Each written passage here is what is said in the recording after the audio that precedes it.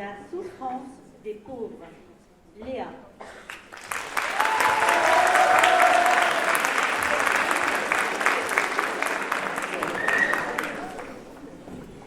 Je ne suis pas, messieurs, de ceux qui croient qu'on peut supprimer la souffrance en ce monde.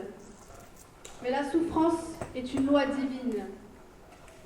Mais je suis de ceux qui pensent et qui affirment qu'on peut détruire la misère.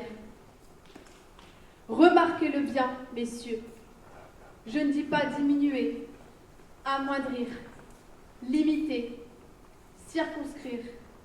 Je dis détruire.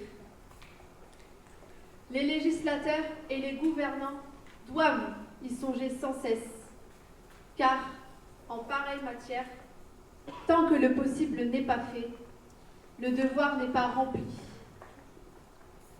La misère, messieurs, j'aborde ici le vif de la question. Voulez-vous savoir jusqu'où elle est, la misère? Voulez-vous savoir jusqu'où elle peut aller, jusqu'où elle va? Je ne dis pas en Irlande, je ne dis pas au Moyen-Âge, je dis en France, je dis à Paris et au temps où nous vivons. Voulez-vous des faits? C'est le début du discours que fait le député Victor Hugo à l'Assemblée nationale le 9 juillet 1849 contre la misère. Force est de constater que nos dirigeants ont échoué. Échec parce qu'il y a 5,1 millions de pauvres en France, d'après l'Observatoire des inégalités, qui fixe le seuil de pauvreté à 1 000 € par mois. Échec parce qu'il y a 9,1 millions d'indigents en France, selon l'Institut national des statistiques et des études économiques, qui fixe le seuil de la misère à 1 216 € par mois. Échec parce que dans le premier cas, autant que dans le second, ces chiffres catastrophiques ne prennent pas en compte les 2 millions de nécessiteux qui échappent aux statistiques. Échec parce que par rapport à il y a 20 ans, je n'étais même pas née au passage. L'Hexagone compte 1,4 million de misérables supplémentaires. Échec parce que cela signifie que dans le 7e pays, le plus riche de la planète, plus d'1 habitant sur 7, à la tête sous l'eau, condamné à vivre comme un gueux, un loqueteux, un malheureux. La précarité touche au quotidien en zone urbaine, périurbaine, comme en zone rurale. Depuis 2019, la fortune des milliardaires français a augmenté de plus de 24 milliards d'euros au total, soit 13 millions d'euros par jour. Vous avez bien entendu, 13 millions d'euros par jour. Pendant ce temps-là, 4 550 000 opprimés vivent avec moins de 832 € par mois. Vous m'avez bien comprise, 832 € par mois. En France, avec le coût de la vie que vous connaissez, chez nous. Dans la nation qui a aboli les privilèges, avec la Déclaration des droits de l'homme et du citoyen du 26 août 1789.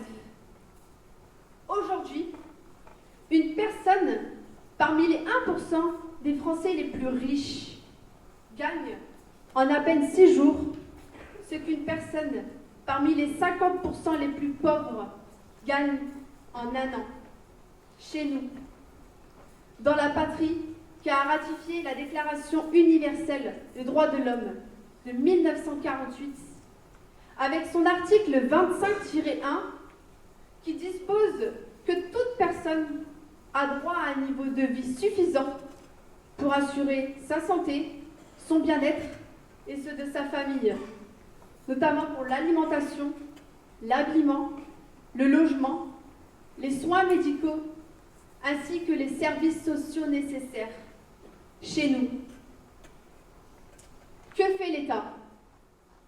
Que faisons-nous pour sortir du gouffre le tiers de familles monoparentales pauvres, les 500 000 jeunes de moins de 25 ans qui font la queue tous les jours devant les banques alimentaires, le million de travailleurs étranglés par les factures, les 850 000 personnes handicapées paralysées par les dettes, les 14 millions d'infortunés à découvert tous les mois, les 3 millions d'enfants torturés par le dénuement, les 2 millions de personnes âgées assaillies par les carences, les 4,2 millions de mal logés, les 300 000 SDF, les 2 000 enfants à la rue, les 6 millions de compatriotes qui ne se chauffent pas, les 27 360 000 va-nu-pieds qui ne partent pas en vacances chaque année.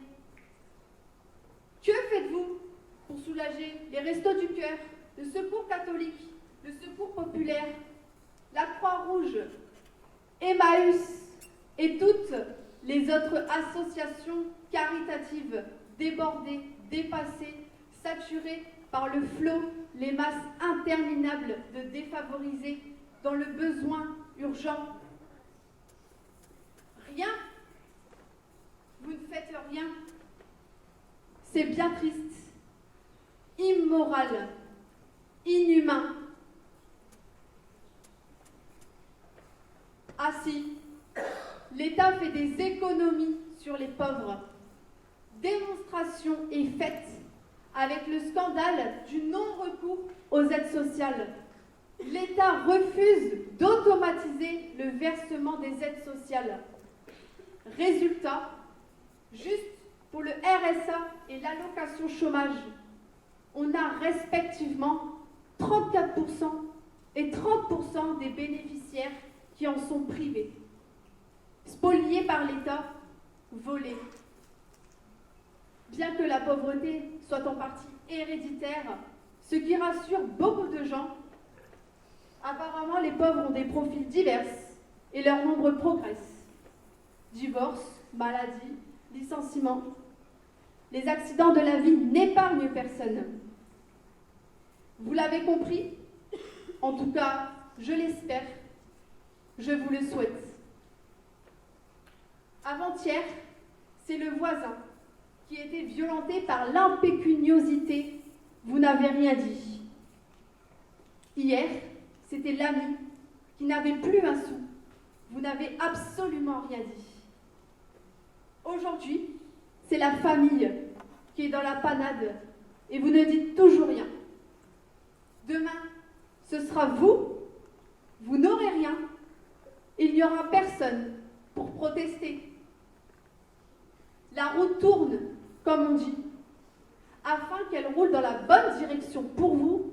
N'écrasez personne, ne roulez sur personne. Partagez la route comme il se doit. Faites attention à tous et à toutes. Ne laissez personne sur le côté, sur le bord du chemin. Merci de m'avoir écouté. Merci d'agir.